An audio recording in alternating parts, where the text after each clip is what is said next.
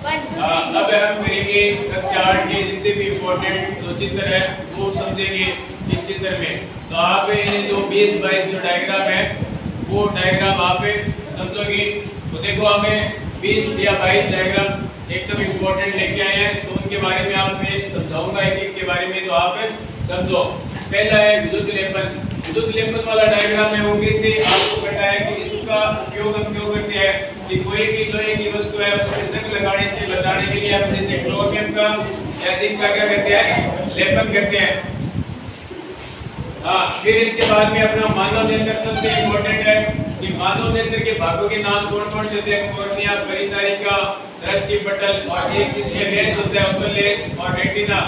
ये सभी मानव नेत्र के भाग होते हैं। और फिर है नाइट्रोजन चक्कर। नाइट्रोजन चक्कर के बारे में आपको पता होना चाहिए कि हमारे जो वायुमंडल में 78% नाइट्रोजन होती है उसका जो स्थिरीकरण करते हैं वो किसके द्वारा करते हैं? एक तो तड़ित द्वारा स्थिरीकरण होता है और एक राइजोबियम और नीले हरे शैवाल के द्वारा नाइट्रोजन का स्थिरीकरण होता है। इसके बाद में अपना है मानव में वाग के अंदर, जो वाग के अंदर होता है अपने जिससे कंठमणि वगैरह वो उसका डायग्राम आना चाहिए। सरल विद्युतदर्शी। विद्युतदर्शी की सहायता से हम क्या करते हैं? किसी भी वस्तु पे आवेश का पता लगाते हैं कि इसके ऊपर आवेश प्लस है या माइनस है। इसके बाद में अपन भूकंप लेके क्या भूकंप की जो तरंगे है उनका हमें किससे ज्ञात करते हैं? भूकंप लेके किससे ज्ञात करते हैं कि कितने हाइट की या कितनी मात्रा की जो तरंगे है वो आई है। अगला है कैलाइडोस्कोप। कैलाइडोस्कोप का यूज हम विभिन्न प्रकार के अलग अलग पैटर्न प्राप्त करने के लिए इसका उपयोग करते हैं। नेक्स्ट है मानव में लिंग निर्धारण। जो अपने वीडियो आएगा उसमें बताया हुआ है कि मानव में टोटल 46 गुणसूत्र होते हैं। कितने? 40। उसमें जोड़ी कितनी होती है? 40 की जोड़ी बनेगी 23। कितनी जोड़ी बनेगी? जिसमें 2 लिंग गुणसूत्र होते हैं, x और y, और बाकी 44 होते हैं अलिंग गुणसूत्र। x होता है मादा और xy होता है नर। फिर तड़ित चालक का चित्र। तड़ित चालक होता है वो कहाँ लगाते हैं? भवनों के ऊपर लगाते हैं। जैसे ही तड़ित गिरती है तो उसके ऊपर गिरेगी और वो तड़ित चालक क्या कर देता है? उस आवेश को जमीन में भेज देता है। इसके अलावा प्रकाश का परावर्तन। प्रकाश के परावर्तन का छोटा सा डायग्राम इस प्रकार से। आपतित किरण है वो क्या हो जाती है? ब्रश से टकरा के परावर्तित हो जाती है। इसमें आपतन कोण का मान किसके बराबर होता है? परावर्तन कोण के। मानव में मादा जनन तंत्र का चित्र आना चाहिए, नर जनन तंत्र का आपको चित्र आना चाहिए।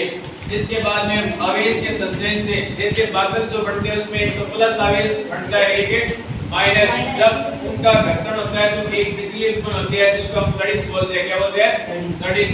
फिर है समतल दर्पण वाला। आपको पता ही है कि समतल दर्पण वाला डायग्राम बनाना आना चाहिए इस प्रकार से कि कोई स्रोत है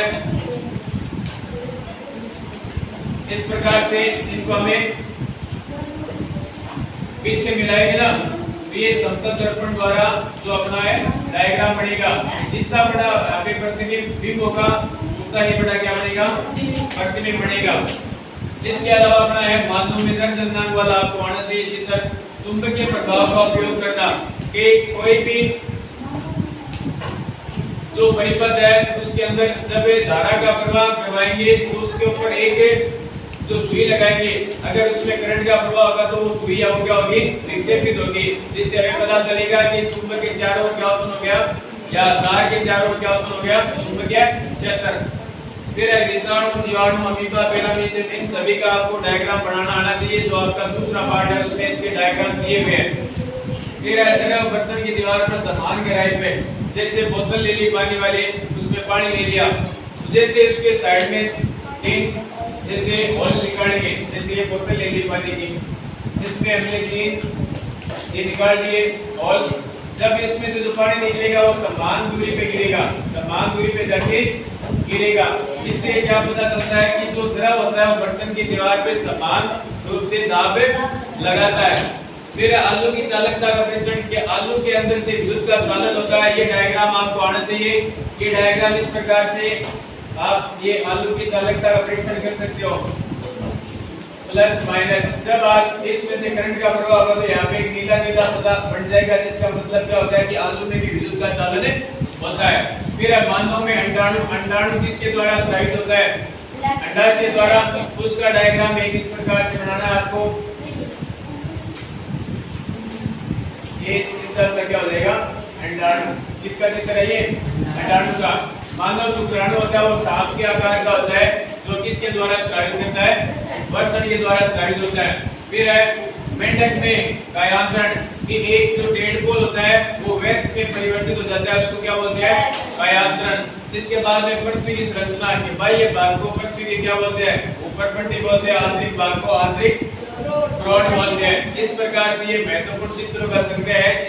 इसके बाहर कुछ नहीं जाएगा। इनके चित्र आपको करने हैं पेपर में मान के चलना कि चित्र तो आएंगे ही आएंगे। तो आज के वीडियो में इतना ही। धन्यवाद।